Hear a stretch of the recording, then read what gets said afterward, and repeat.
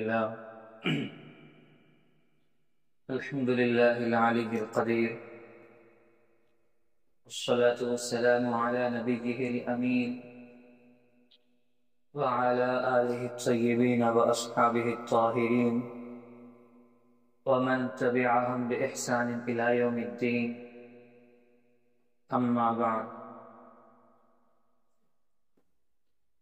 فأعوذ بالله من الشيطان الرجيم. بسم الله الرحمن الرحيم. واعتصموا بحبل الله جميعا ولا تفرقوا واذكروا نعمة الله عليكم إذ كنتم أعداء فألف بين قلوبكم فأصبحتم بنعمته إخوانا. قال النبي صلى الله عليه وسلم: يوشك الأمم أن تداعى عليكم كما تداعى الأكلة إلى قصعتها. قالوا: ومن قلة نحن يومئذ يا رسول الله؟ قال: بل أنتم كثير ولكنكم غثاء كغثاء السيل، أو كما قال صلی اللہ علیہ وسلم. محترم بزرگوں اور دوستوں، اللہ تعالیٰ کا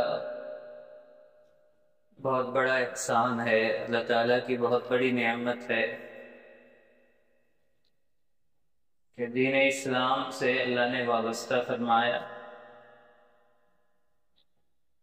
اسلام کی دولت سے سرشار کیا. جس اسلام کی دولت سے اللہ نے ہمیں نوازا ہے،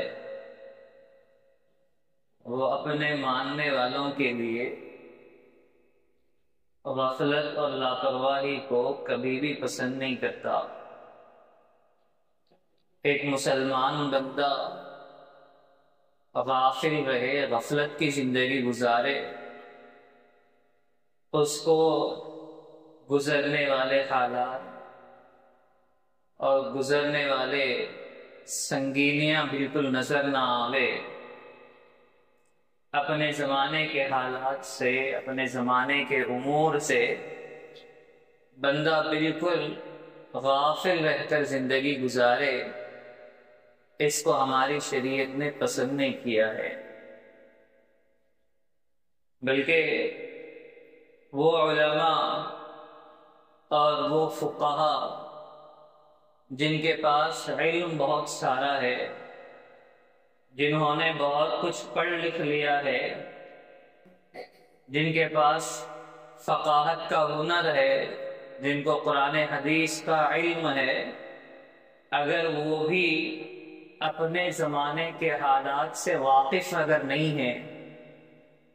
زمانے کے دور کے تقاضوں سے اگر ان کو علم اور واقفیت اگر نہیں ہے، تو کہتے ہیں کہ وہ بھی جاہل ہے. من لم يعرف بأهل زمانه فهو جاہل. جس کو اپنے زمانے کے امور کا علم نہ ہو، جس کو اپنے وقت کے حالات کا علم نہ ہو، جس کو گزرنے والے خطرناک صورتحال کا علم نہ ہو، فرمایا کہ وہ اتنا سارا علم کے ہوتے ہوئے بھی جاہل ہے، جہالت کی زندگی وہ گزار رہا ہے. تو ہماری شریعت میں کسی بھی پل غفلت پسندیدہ نہیں. بندے کا غافل رہنا، لاپرواہ رہنا پسندیدہ نہیں ہے، نہ دینی امور میں، نہ دنیاوی امور میں، نہ دین کے کاموں میں، نہ دنیا کے کاموں میں، نہ دنیا کی زندگی کی باتوں میں، نہ آخرت کی زندگی کی باتوں میں. بندے کا غافل رہنا، ایسا رہنا کہ کوئی بات اس کے دل و دماغ پر جم نہ سکے، جو بات آوے نکلتی جاوے، یہ ہماری شریعت میں پسندیدہ نہیں ہے. دینی امور کے سلسلے میں اخروی امور کی بابت، اخروی امور کے سلسلے میں ہم نے اللہ کے نبی علیہ السلام کی احادیث بھی سنی کہ جو بندہ اللہ کے ذکر سے غافل ہو جاتا ہے،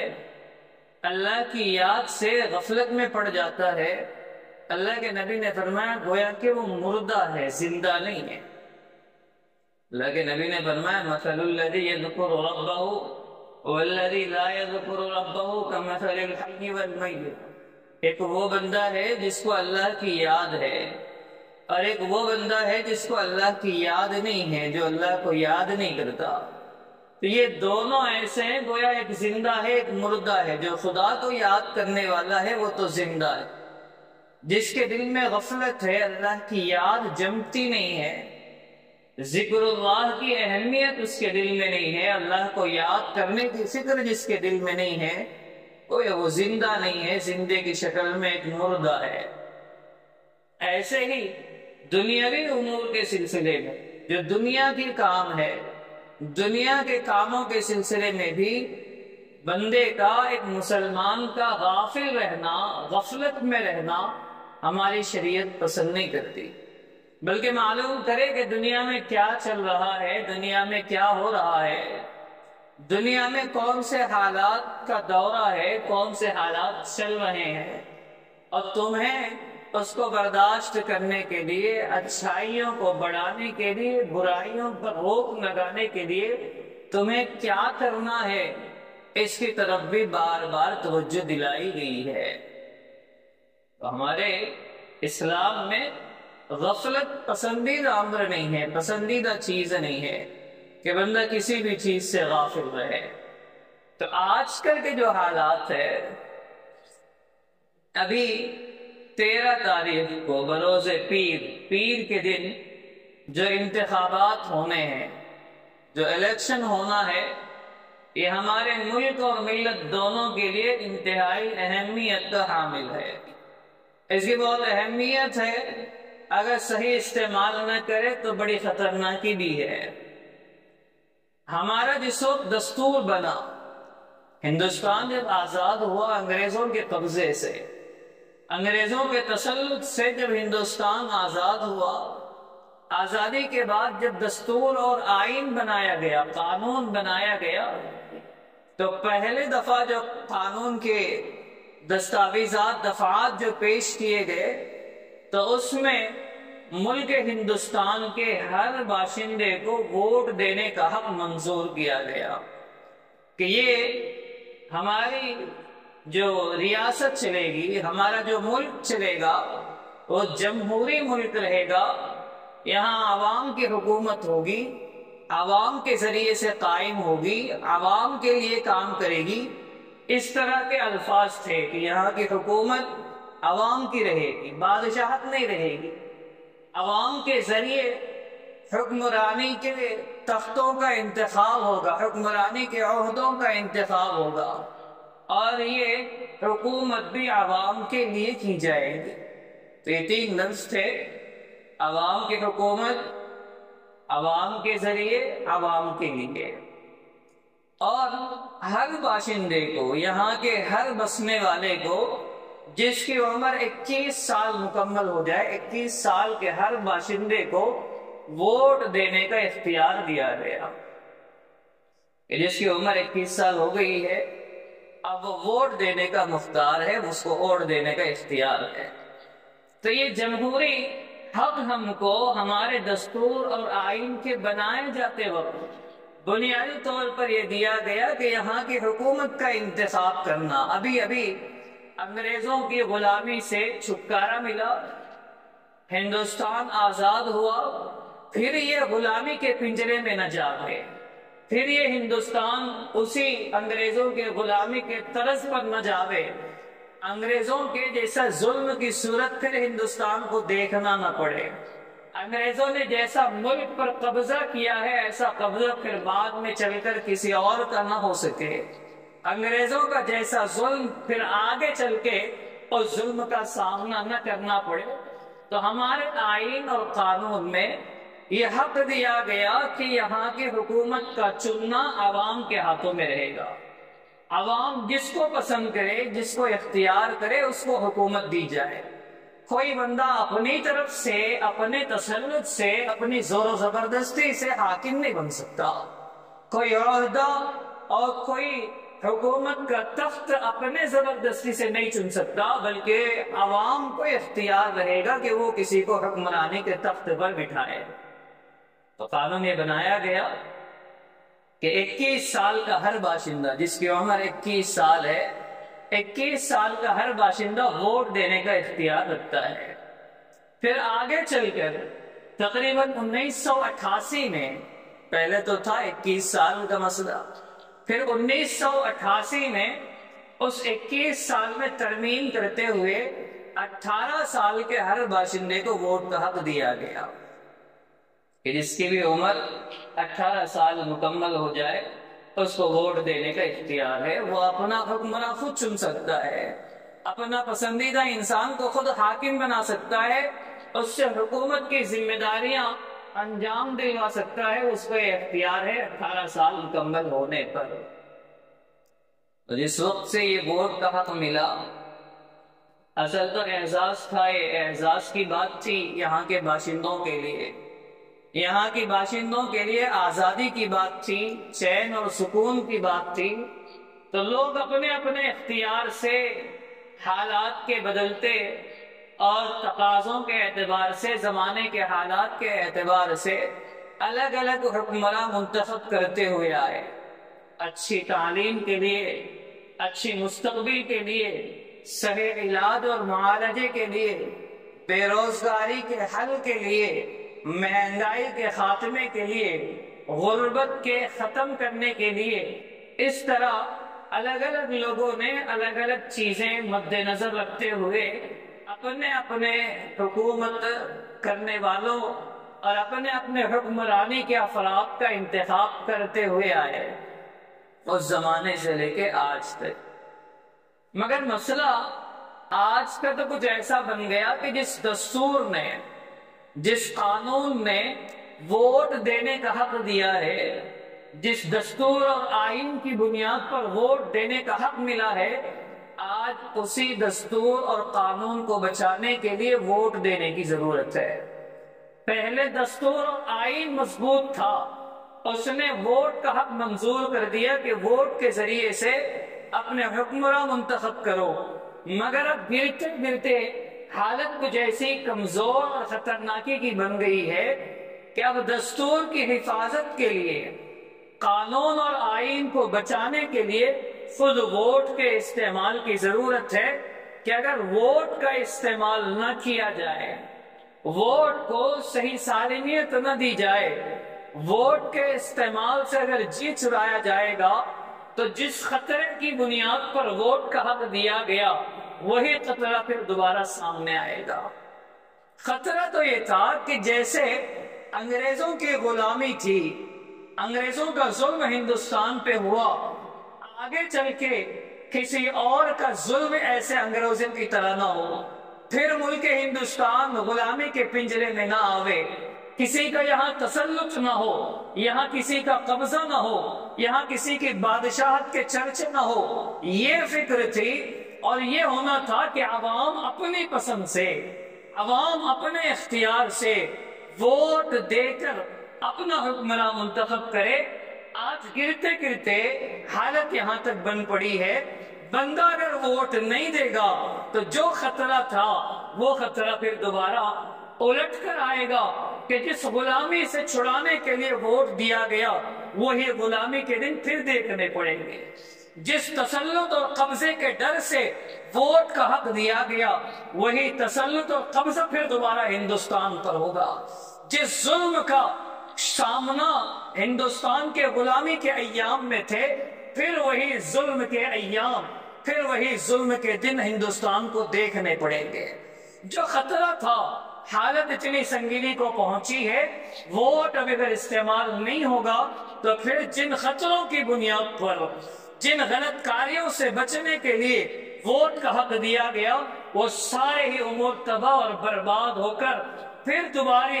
دوسری مرتبہ وہی حالت بن جائے گی کہ بظاہر دیکھنے میں تو لگے کہ یہ ہندوستان آزاد ہے، لیکن وہ آزادیوں کا ہندوستان نہیں ہوگا، مذہب کی نفرت کی غلامی میں ہوگا، مال و دولت کی غلامی میں پھنسے گا، غفلت کی غلامی میں رہے گا، ایسا غلام بنایا جائے گا کہ یہاں کے باشندوں کو غلامی کا احساس بھی نہیں ہوگا، ایسا ان پر غلامی کے داغ بٹھائے جائیں گے، ان کو غلامی کا نام لینے کا بھی موقع نہیں ملے گا۔ انگریزوں کے زمانے میں جس نے کھل کر ٹیکس وصول کیا، آج اس سے کہیں زیادہ ٹیکس وصول کیا جائے گا، لیکن پھر بھی یہاں کا باشندہ اس کو غلامی نہیں سمجھے گا۔ مذہبی ذات پات کی بنیاد پر اونچ نیچ کا خیال کرتے ہوئے ہر ایک کو تعلیم کا حقدار بنایا نہیں جائے گا کہ ہر فرد یہاں تعلیم کا حقدار نہیں ہے۔ تعلیم بعضوں کا حصہ ہے، تجارت بعضوں کا کام ہے، بعض صرف نوکری کے لیے، غلامی کے لیے ان کی پیدائش ہے۔ یہی تصور اور یہی نظریہ جب انگریزوں کے زمانے میں تھا تو ہر کوئی سمجھتا تھا کہ ہم غلامی کے پنجرے میں ہے، لیکن آج بھی اگر وہی صورت لوٹ آئے، آج بھی وہی منظر دیکھنے کو ملے، کوئی نہیں سمجھتا کہ ہم غلامی میں ہیں، کسی کو پتہ بھی نہیں چلتا۔ بغیر احساس کے، لوگوں کا حس ختم کر کے، لوگوں کی سوچنے کی طاقتیں سلب کر کے، پھر وہی غلامی، پھر وہی ظلم کے ایام، پھر وہی تسلط، پھر وہی قبضے کی دن دیکھنے پڑیں گے اگر ووٹ کا استعمال نہ ہو۔ کافی حد تک اس کی تیاریاں ہو چکی ہے، کافی حد تک اس کے منصوبے بنائے جا چکے ہیں، کافی حد تک اس کے خلاف اس کے لیے محنتوں کا سلسلہ جاری ہے، لیکن اب بھی کوئی بندہ جاگے کہ ہمارے ووٹ سے ہوتا کیا ہے۔ بندہ اتنا تو ہوش اپنے اندر پیدا کر لے، اب بھی ہم اسی موڑ پر ہے، ہم اسی حال میں ہیں کہ ہمارے ایک ووٹ سے ہوتا کیا ہے۔ بندہ ان حالات میں بھی اگر سوچے گا کہ میرے ایک ووٹ سے ہوتا کیا ہے، یا اس کو دو اس کو دو تو ہوتا کیا ہے، فرق تو کچھ پڑنے والا نہیں ہے۔ یہ آج کی غفلت کی انتہا ہے، اور یہ غفلت تلاش کرنے پر، استتباع کرنے پر، ڈھونڈنے پر مسلمانوں کے علاوہ کسی اور میں یہ غفلت نہیں، مسلمانوں کے علاوہ، اہل اسلام کے علاوہ آج یہ غفلت کسی اور مذہب میں، کسی اور فرقے کے نظریہ رکھنے والے میں، کسی اور عداوت کے جذبات رکھنے والے میں یہ غفلت نہیں ہے۔ ان کے پاس ہر ووٹ کی اہمیت ہے، ان کے پاس ہر ووٹ کی قیمت ہے، ان کے پاس ووٹ کی طاقت کا اعتراف ہے کہ ووٹ میں طاقت ابھی بھی ہے، حالانکہ جن کے لیے ہم الزام لگاتے ہیں ثابت نہیں ہے، جن کے بارے میں ہم دل کے اعتماد کے ساتھ یہ کہہ سکتے ہیں کہ انہوں نے ووٹنگ کی مشینوں کا گڑبڑ کیا، انہوں نے ووٹنگ کی مشینوں کو انہوں نے خراب کیا ہے، نظام کو بگاڑا ہے، جس کی بنیاد پر یہ ہر ہمیشہ حکمرانی کے تختے طے کرتے ہیں۔ اتنی جب ان کے پاس طاقت ہے، اور حالات سے لگتا بھی ہے کہ طاقت ہے، اتنی طاقتوں کے ہونے کے بعد جن کو طاقت، ووٹ کی طاقت کا اعتراف ہے، اتنی طاقت کے ہونے کے بعد جن کو ووٹوں کو جوڑنے کی فکر ہے، ایک وہ مسلمان جس کے پاس طاقت نہیں، ایک وہ مسلمان جو حالات کو اپنے سوچ اور فکر سے مناسب نہیں کر سکتا، جس کے پاس کوئی طاقت نہیں ہے، اس کو کم از کم جو بچا کچا ایک طاقت ہے، ایک اس کے پاس جو ہتھیار ہے، اس ہتھیار کو بھی استعمال کرنے سے عاجز ہے۔ بندہ کہتا ہے کہ میرے ایک ووٹ سے ہوتا کیا ہے۔ اگر ہمارے کہنے کے مطابق ان کے پاس مشینوں کو خراب کرنے کی اگر طاقت ہے تو بالکل پکی سی بات ہے، ان کو ووٹ اتنی مانگنے کی ضرورت نہ تھی، لیکن اس طاقت کے باوجود بھی اگر کرنا چاہے تو کر سکتے ہیں۔ اتنی طاقت کے باوجود بھی زمینی سطح کی محنت ہے کہ ہمارا کوئی ایک ووٹ منتشر نہ ہو، ہمارے ووٹوں کا تفرقہ نہ ہو، ووٹ بٹے نہ، کمزور نہ ہو، کئی دوسرے چیزوں میں گھس نہ جائے، ہماری حالت کمزور نہ بن جائے، گھر گھر بھکاری بن کے پھرتے ہیں۔ ان کو احساس ہے کہ ایک ووٹ کی طاقت ہوتی کیا چیز ہے، لیکن مسلمان جس کے پاس کوئی طاقت، اسباب کا انبار اس کے پاس نہیں ہے، اسباب کی دنیا کو جانتا نہیں ہے، نہ کوئی لمحے فکر یا فکر سوچنے کی طاقت نہیں ہے، حالات کی خبر نہیں ہے کہ حالات کیا چل رہے ہیں تو مجھے کیسی محنت کرنی ہے، حالات کی فکر نہیں ہے، جس کے پاس کچھ نہیں ہے صرف وہ کہتا ہے کہ میرے ایک ووٹ سے ہوتا کیا ہے۔ اتنی غفلت، اور اس مذہب کے ماننے والے سے جس مذہب نے بندے کو غافل ہونے سے ہر دم بچایا، جس مذہب نے، جس دین نے ہمیشہ چوکنا رہنے کی تعلیم دی ہے، چاہے وہ دین کے امور ہو یا دنیا کے امور ہو، غافل رہنے کو جس مذہب نے پسند نہیں کیا، آج اس مذہب کا ماننے والا اتنا غافل ہے، اتنا غافل ہے، حالات کی سنگینی اتنی خطرناکی کو دیکھ کر بھی اس کی زبان سے یہ بات جاتی ہی نہیں ہے کہ میرے ایک ووٹ سے ہوتا کیا ہے،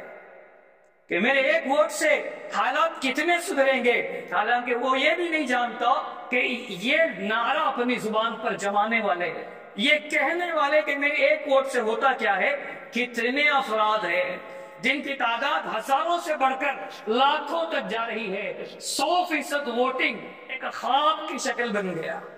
ایک خواب ہے کسی جگہ 100% ووٹنگ ہو جائے، 30%، 40%، کمال ہے۔ اتنے ظلم کو دیکھنے کے بعد بھی مسلمانوں میں اتنا شعور بیدار نہ ہو کہ 30%، 40% جن کی ووٹنگ ہو، 100 میں سے صرف 30 اور 40 افراد ووٹ کا استعمال کرے، تو پھر کیا اچھے مستقبل کا انتظار ہے، کیا اچھے دن کا انتظار ہے، کہ پھر اچھے ان کے مذہب کے لیے ہمراہ، ان کے لیے آسانی کے ایام کا انتظار ہے، یا دین کو بچانے کے دنوں کا انتظار ہے؟ مسلمان آخر کس غفلت کے شکار؟ نہ قانون محفوظ، نہ دستور محفوظ، اور نہ دین محفوظ۔ آج تک بھی جب بھی ابھی آتا ہے یوم جمہوریہ، یوم جمہوریہ کا جب موقع آتا ہے 26 جنوری کا،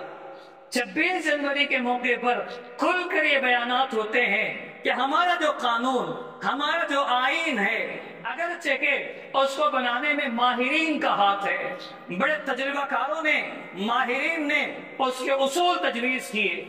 قانون کے دفعات انہوں نے لکھا، 80% اگرچہ صحیح ہے لیکن 20% گڑبڑ ہے، 20% گڑبڑ ہے۔ ہم اب تک تو جو قانون ہمارا تھا ہم یہ چاہتے تھے کہ وہ جو 20% جو ظلم کا لکھا گیا وہ 20% کم از کم صحیح کا بن جاتا، لیکن آج اس بچے کچے 80% کو بھی مٹانے کی سازش ہو رہی ہے۔ پہلے 20% کے لیے محنت ہوتی تھی کہ وہ بچے کچے اصول بھی برابر کے ہو جائے، تو گڑبڑی جو لکھی گئی ہے، جیسے UCC کا ہی مسئلہ ہے، یونیفارم سول کوڈ کا مسئلہ ہے، دفعات کے بناتے موقع پر اس سلسلے میں کوئی پابندی، کوئی صاف بات وضاحت کے ساتھ نہیں لکھی گئی، مذہبی آزادی کا مسئلہ، شہریت کا مسئلہ، ایسے کچھ مسائل تھے جس میں آزادی دینے کے ساتھ ساتھ اسٹیٹ والوں کو، ریاست والوں کو کہا گیا کہ تم اپنی منمانی اس میں کرنا چاہو تو کر سکتے ہو، اس میں اگر پابندی لگانا چاہے تو پابندی لگا سکتے ہو۔ تو 26 جنوری کے موقع پر یہ مسلمانوں کی طرف سے یہ آواز لگائی جاتی ہے کہ بعض دفعات بعض سے ٹکراتے ہیں، یہاں تو آزادی کی بات ہے، پھر اسی اصول میں یہاں پھر پابندی کی بات لگائی گئی، یہ مناسب نہیں ہے۔ صرف 20% میں مثال کے طور پہ کہہ رہا ہوں، لیکن آج جو بچہ کچھ جو دوسرا حصہ ہے 80% کا، جس پہ سب کو تسلیم ہے، جو سب اعتراف کرتے ہیں کہ مناسب یہاں کے جمہوری ملک کے حساب سے، ڈیموکریسی کے حساب سے مناسب اصول بنائے گئے، مناسب دفعات لکھے گئے، اتنے پورے آئین اور قانون کو بدلنے کی بات ہو رہی ہے، لیکن پھر مسلمان کو جاگنے اور ہوش میں آنے کی نوبت نہیں ہے، اس کو ہوش اور سنجیدگی نہیں ہے، سمجھ نہیں ہے، حالات سے صحیح معنوں میں واقفیت نہیں ہے، اتنے غفلت میں رہے بندوں کا پھر کیا حال ہوتا ہے اللہ ہی بہتر جانے۔ امم سابقہ، اس سے پہلے کی امتوں کی جو حالت، اور قرآن کریم میں جہاں اللہ تعالیٰ نے گنہگاروں کے ساتھ جو سلوک بیان کیا، اللہ بیان کرتے ہیں کہ پہلے جب بندہ اللہ سے دور ہونا شروع ہوتا ہے، بھٹکنا شروع ہوتا ہے، اللہ پہلے تھوڑی سی مصیبت ڈالتے ہیں، تھوڑی سی پریشانی ڈالتے ہیں۔ بعض بندے ایسے ہوتے ہیں جو اللہ کی طرف رجوع ہو جاتے ہیں، لوٹ جاتے ہیں کہ اللہ غلطی ہو گئی، ہم توبہ کرتے ہیں، اعتراف کرتے ہیں، پھر ہم دوبارہ آپ کے در کے ساتھ ہم چمٹ جائیں گے، آپ کی طرف ہمارا رجوع ہوگا، اللہ کی طرف واپس ہوتے ہیں۔ پھر فرمایا کہ بعض ایسے بھی ہوتے ہیں جو اللہ کی طرف واپس ہونے کا نام نہیں لیتے، مصیبت آئی، پھر مصیبت پر مصیبت آئی، بندہ باوجود ہے کہ بجائے اللہ کی طرف رجوع کرنے کے، اللہ کے سامنے گڑ گڑانے کے، اللہ کے سامنے عاجزی منانے کے، بندہ گناہوں کی طرف اور بڑھتا ہے، اللہ کی طرف غفلت کا اور شکار ہوتا جاتا ہے، تعلق کاٹ لیتا ہے۔ فرمایا فلما احسوا بأسنا، حالت ایسی بن جاتی ہے کہ جب بندہ غفلت میں حد بڑھ جاتا ہے، ہم اس پر خوشی کے ایام لاتے ہیں، دنیا کے خزانے اس کے پاس جمع کر دیتے ہیں، ہر چیز کا دروازہ اس پر کھل جاتا ہے، وہ یہ سمجھنے لگتا ہے کہ اب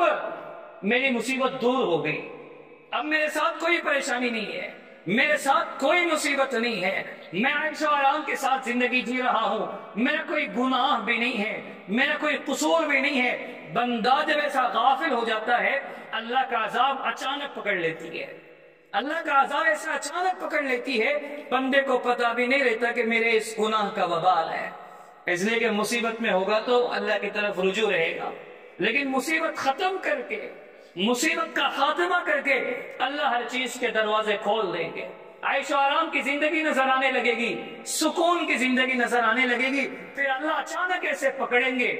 وہ پکڑ ایسی سخت ہوگی بندے کے ہوش اڑ جائیں گے کہ اتنے غفلت میں اللہ کا عذاب۔ ایسے پہلے کے واقعات ہم نے سنے ہوں گے، قوم لوط کا واقعہ ہم نے سنا، صبح صبح عذاب ان پہ آیا، صبح کے موقع پہ عذاب آیا، قوم لوط کے بعد جب فرشتے آئے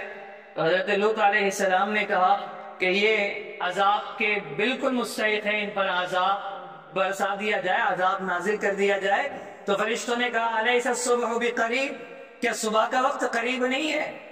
ابھی صبح کا وقت قریب ہے، تمہیں جلد کرنے کی ضرورت نہیں ہے، عذاب آئے گا لیکن ایسے وقت میں آئے گا جس وقت سب غافل میں رہے،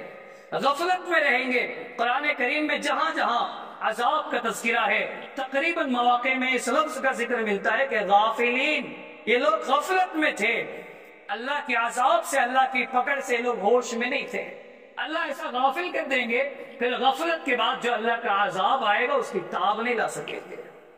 یہ غفلت کے دن ابھی تو یہ محسوس ہوتا ہے کہ ہو کچھ نہیں رہا ہے،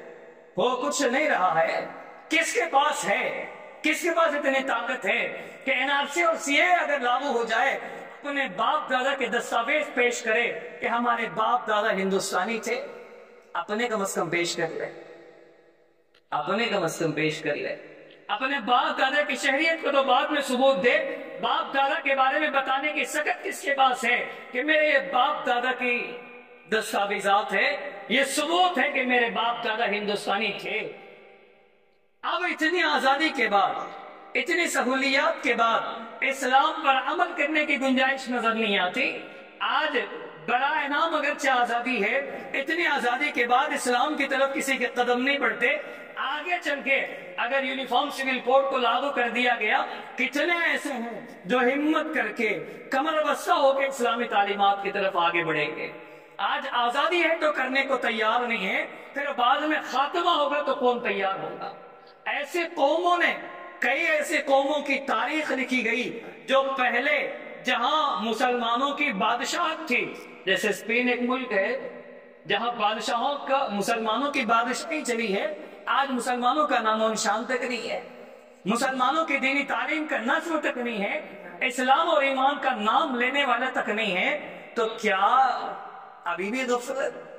ابھی بھی وہی سستی اور لاپرواہی کہ ہمارے ایک ووٹ سے ہوتا کیا ہے، پیر کے دن چھٹی کا موقع ہے، کھا پی کے تفریح کا کام کر لیا جائے، آرام کا موقع کر لیا جائے، چھٹی ملی ہے کسی جگہ تفریح کا نظم کر لیا جائے، بلکہ یہ ووٹ کے استعمال کرنے کا موقع، ظلم کے خاتمے کا موقع،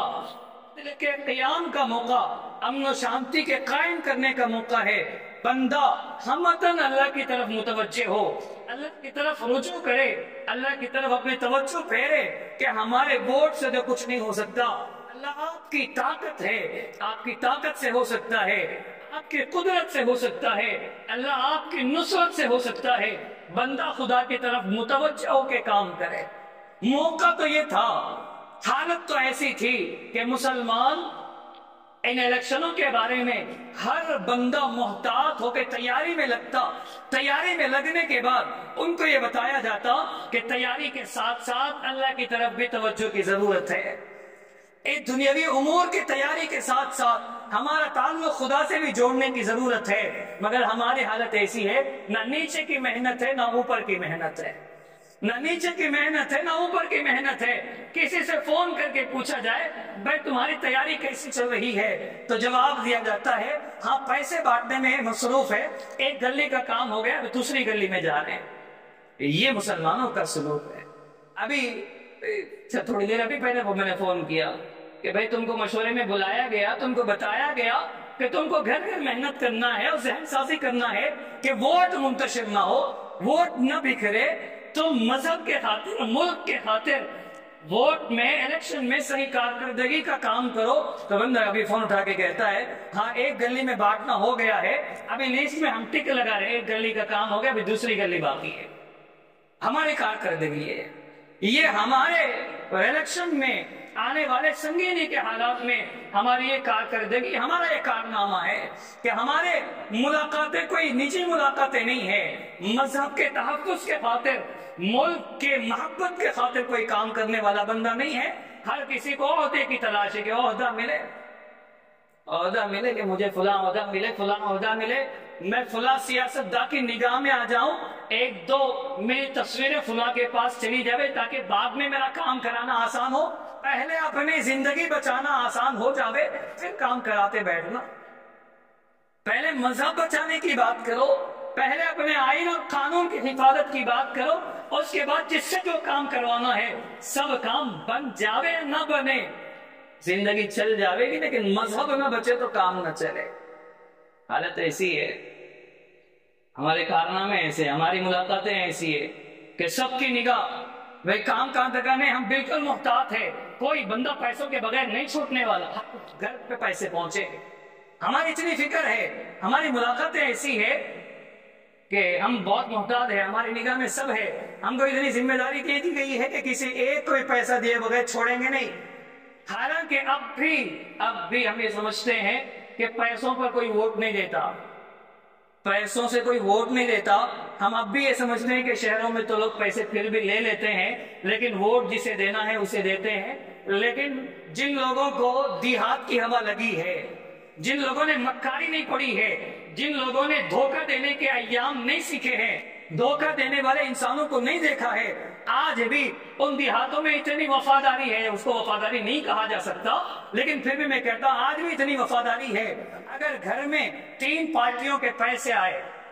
گھر میں 3 پارٹیوں کے پیسے آئے تو گھر کے ووٹ تقسیم کرتے ہیں کہ تینوں نے پیسہ دیا، تینوں کے ساتھ برابری کرنا ہے. ہم 2 اس کو دے دیں گے، تم 2 اس کو دے دینا. ہم آج بھی یہ سمجھے ہوئے ہیں اور ہم یہ کہتے ہیں بھئی پیسہ دو، پیسہ دو، لو جس کو لینا ہے اور ووٹ اسی کو دو جس کو ہم کہہ رہے ہیں. یہ ہونے والا کام نہیں ہے.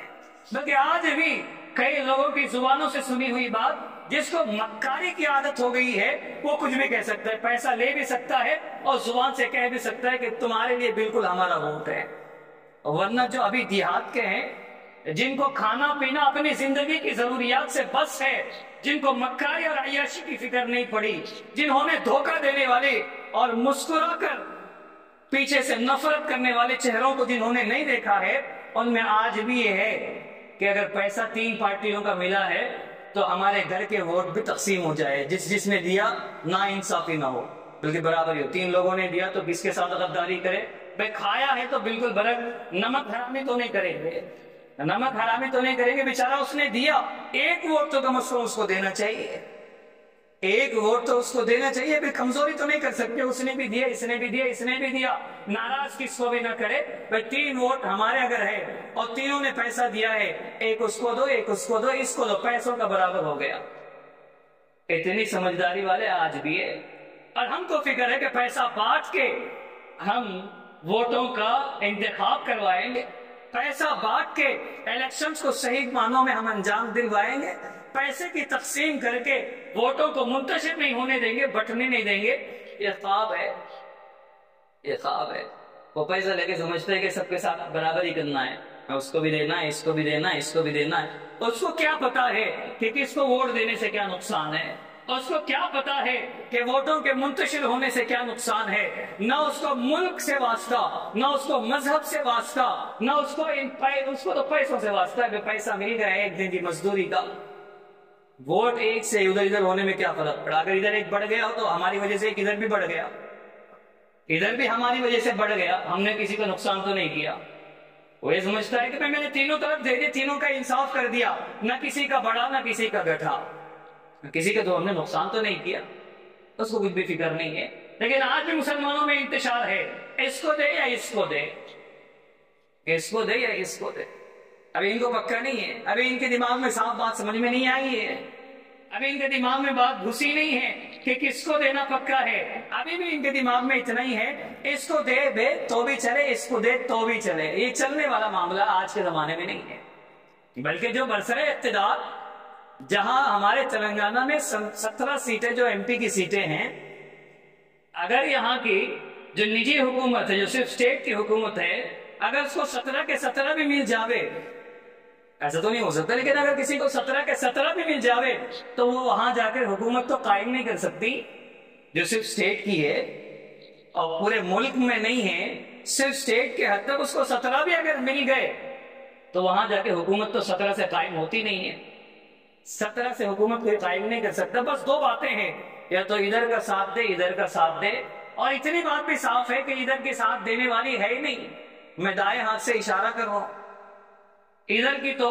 اچھی چیزوں کی طرف تو ساتھ دینے والی نہیں ہے، اس لیے کہ یہاں کی اسٹیٹ میں وہ دونوں آپس میں لڑنے والے ہیں، ادھر کا کیوں ساتھ دیں گے؟ اور وہ کھل کے اعلان کرتے ہیں بے کھمم میں جو امیدوار ہے، کھمم میں جو جیتے گا وہ منسٹر بنے گا۔ 17 سیٹوں سے کون سے منسٹر بنے گا؟ 17 سیٹ جیتنے والا کون سے حساب سے منسٹر بنے گا؟ یہ کون سے کوٹمی میں ہے جس کی بنیاد پر یہ منسٹر بنے گا؟ تو صاف بات ہے، وہ اپنے وضاحت سے اعلان کر رہے ہیں کہ ہمارا ساتھ اگر ہم جیتیں گے، جتنے جیتے ہم ان کے گود میں دے دیں گے، جتنے ہم نے جیتے ہیں ہم ظالموں کے ہاتھ میں دینے والے، اور سودا کر لیں گے کہ ہم کو فلاں فلاں منسٹری چاہیے یا فلاں فلاں عہدے ہم کو چاہیے، اگر آپ ہم کو دیں گے تو ہم یہ سیٹیں آپ کے حوالے کرنے کو تیار ہیں۔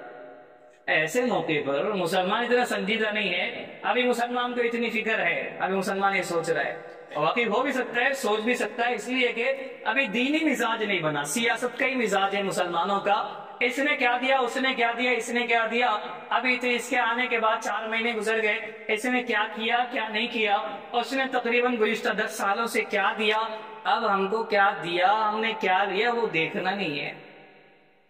کیا دیا اور ہم نے کیا لیا، اس پہ بالکل ہماری نگاہ ہونا غلط ہے۔ ہم یہاں مفاد پرست نہیں ہے،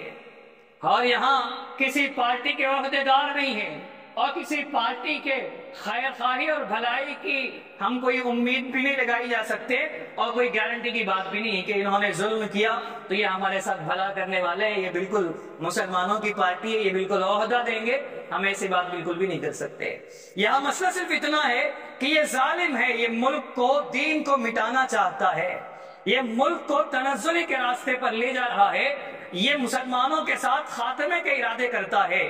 یہ وہ بندہ ہے جس کے وہ ارادے نہیں ہیں، ہم یہ نہیں بولتے کہ یہ اچھے ارادے والا ہے، ایسے نے مسلمانوں کو کوئی عہدہ دیا ہے، اٹھا کر اپنا سرتاج بنایا ہے، ہم نہیں کہتے کہ اس نے کوئی عہدہ دیا، ہم صرف اتنا کہتے ہیں کہ اس کے ناپاک ارادے نہیں ہیں، اس کے ناپاک سنگینی کے حالات اس کا کارنامہ نہیں ہے، اس کا کردار وہ نہیں ہے، اس لیے اس کو ووٹ دینے کی ضرورت ہے۔ اب بھی مسلمان اپنے ذاتی مفاد کو چھوڑ کے اب یہاں ضرورت نہیں ہے، ایک وہ موقع ہوتا ہے کہ اب بندہ خود بیٹھ کے تجزیہ کرے، خود بیٹھ کے سوچے میں اس نے کیا کیا، اس نے کیا کیا، اس نے کیا کیا۔ اب ہمارے ذاتی تجزیے کی ضرورت نہیں ہے کہ ہم اپنے ذاتی طور پر تجزیہ کریں کہ اس کی وجہ سے ہم کو فائدہ ہوا یا اس کی وجہ سے ہم کو فائدہ ہوا۔ ہمارا فائدہ تو ہم نے کب کا چھوڑ دیا، ہمارا فائدہ ہم نے کب کا پسے پشت ڈال دیا۔ جب بات آئے ملک اور ملت کی، جب بات آئے مذہب اور ہمارے آئین اور قانون کی، ہمارا ذاتی فائدہ نہیں دیکھا جاتا کہ ہم کو کتنا فائدہ کس سے ہوا، بس ہم کو اتنا دیکھنا ہے کہ ملک اور مذہب دونوں کس کے ہاتھوں میں صحیح سالم بچ سکتے ہیں، یہ دونوں کس کے ہاتھ میں صحیح سالم محفوظ رہ سکتے ہیں، بس اسی کے لیے ہمارے ووٹ کا استعمال ہوگا۔ یہ نہیں کہ کون بھلا ہے کون برا ہے، کون اچھا ہے، کس نے مسلمانوں کا اکرام کیا، کس نے مسلمانوں کا اکرام نہیں کیا، کس نے مسلمان کو کتنے عہدے دیے، کس نے مسلمان کو عہدے نہیں دیے، کس نے منسٹری مسلمان کو دی، کس نے منسٹری نہیں دی، کسی نے عہدے سے روکا، یہ چیزیں اب نہیں دیکھی جائیں۔ ہونا تو یہ تھا کہ پہلے سے سیاست میں داخل ہو کے اپنا خود ایک رعب بناتے مسلمانوں کا، مسلمان خود سیاست میں داخل ہو کے اپنا ایک وقار بناتے، وہ نہیں ہوا۔ جب وہ نہیں ہوا تو اب یہ نہیں سوچنا ہے کہ اس نے کیا کیا، اس نے کیا کیا، بلکہ بس مسئلہ اتنا ہونا چاہیے کہ مسلمان متحد ہو کے کہ وہ یہ کوشش کرے کہ سب ووٹ یک طرفہ استعمال ہو، ظالم کے خلاف ووٹوں کا استعمال ہو، جو ظلم کرنے والے ہیں، جو ملک اور دین کے خاتمے کے منصوبے کر رہے ہیں، ان کے خلاف بس ہمارا ووٹ کا استعمال ہو۔ اب یہ نہیں دیکھنا ہے کہ ہمارے علاقے کی کون سی پارٹیاں ہیں جو ہمارے علاقے کے لیے خیر خواہ ہے، چھوڑیے، پھر اگر بعد میں ملک سازگار بن جائے، حالات سازگار بن جائے، پھر دوبارہ ایک موقع دیا جائے گا۔ لیکن اب کی بات جب ان کا نعرہ ہے کہ 400 پار، تو پھر ہم کو احتیاط کرنا چاہیے، محتاط ہونا چاہیے کہ ہمارا کیا کام ہے۔ اس لیے منتشر ہونا یہ خود ایک عذاب ہے، مسلمانوں کا تفرقہ بازی میں بٹ جانا، انتشار میں گرفتار ہونا، پھنس جانا، کہ ہر ایک کی رائے الگ، ہر ایک کی سوچ الگ، ہر ایک کا کام کا طریقہ الگ، یہ خود ایک عذاب ہے۔ قرآن کریم میں جہاں گناہوں کا عذاب اللہ تعالیٰ نے بیان کیا تو وہاں ایک یہ بھی تھا، اور یلبسکم شیعا ویذیق بعضکم بأس بعض، اللہ تعالیٰ تم کو مختلف جماعتوں میں بانٹ دیں، پھر آپس میں ایک دوسرے کے مزے چکتے رہو، ایک دوسرے سے لڑتے رہو، یہ خود تم پر مسلط ہونے والا ایک عذاب ہے۔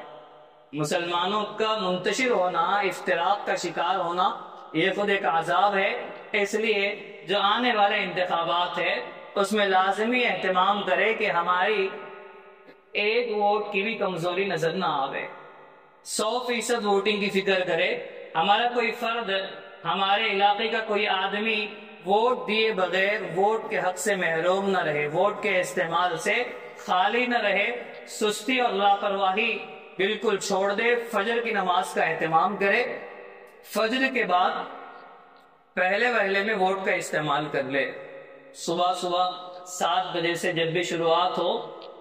پہلے وہلے میں ووٹ کا استعمال کر لے، پھر اس کے بعد پورا دن آپ کے پاس ہے، جو کرنا ہے کہ اور اکابرین کی طرف سے یہ کہ جاتے ہوئے صدقہ کرتے ہوئے جائے،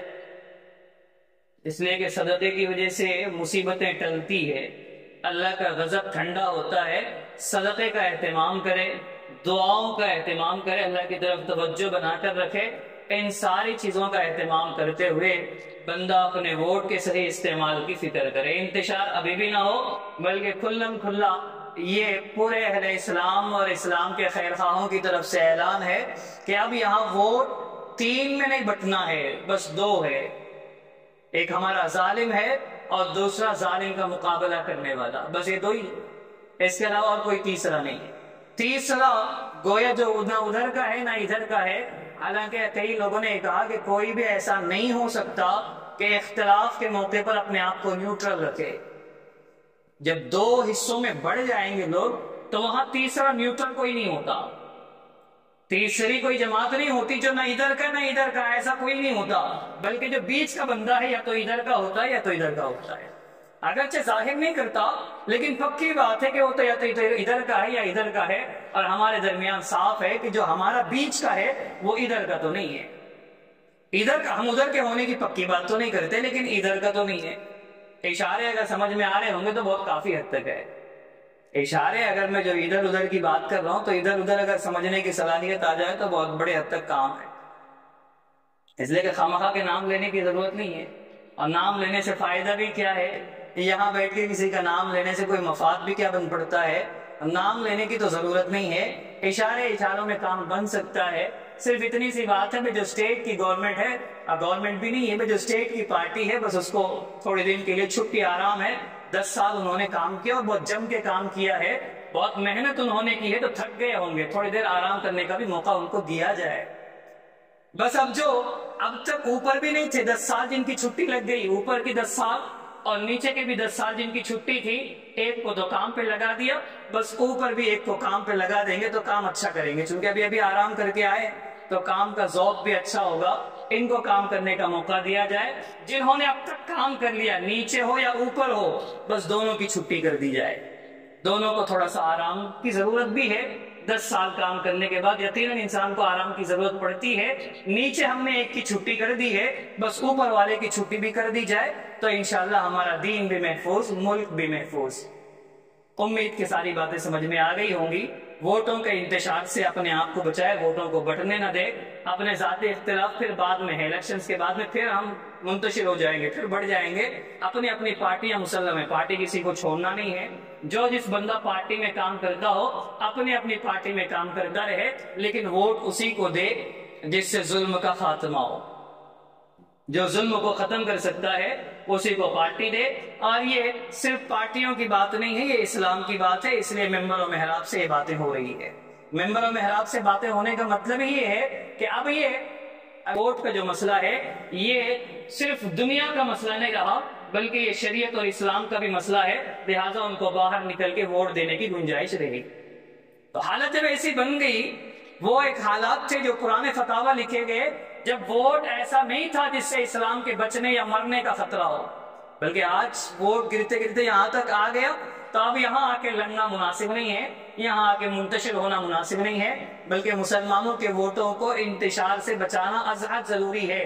جہاں جہاں ووٹوں کو انتشار ہوا وہاں ظالموں نے قبضہ جمایا، جیسے نظام آباد، آرمور وغیرہ کے جتنے علاقے ہیں جہاں بھی ظالموں کا قبضہ ثابت ہوا ہے، وہاں ووٹوں کے بٹنے کی وجہ سے، ووٹوں کے تقسیم ہونے کی وجہ سے،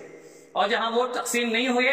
ایک طرفہ جہاں مسلمانوں کی ووٹنگ ہوئی ہے وہاں الحمدللہ اچھے نتائج رہے ہیں۔ اس لیے فکر یہ کرے، ابھی اپنے ذاتی مفاد کو چھوڑ دے،